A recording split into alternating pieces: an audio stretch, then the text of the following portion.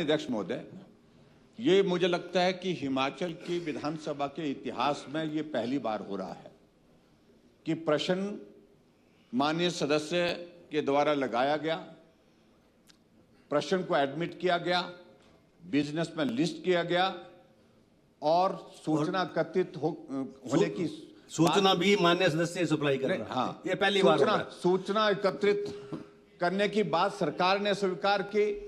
उसके बाद प्रश्न जो है वो माननीय सदस्य ने खुद ही सूचना दे दी ना, उसके बाद प्रश्न जो है वो ये पहली बार हटा दिया जाता है, विलोप कर दिया जाता है एक तरह का।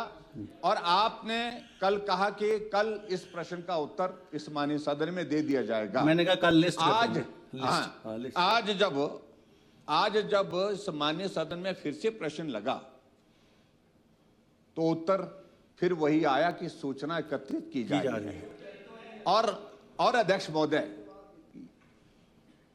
जिस सदस्य का प्रश्न है उन्होंने प्रश्न का उत्तर स्वयं जो आरटीआई की इंफॉर्मेशन है वो लेकर दी, जिसको आपने स्वीकार कर दिया कि ये उत्तर आ गया है। जब आपने उसको स्वीकार कर लिया है तो उस पर सप्लीमेंट्री करने का अधिकार इन माननीय सदस्यों को है, फिर सदन को है, सबको है। तो हम चाहते हैं कि उस पर सप्लीमेंट्री करने का हमको अधिकार दिया जाए। अब ऐसा और एक मिनट प्लीज, ये हैरानी की बात है कि विधानसभा के अंदर प्रश्न करने वाला ही प्रश्न का उत्तर दे रहा है।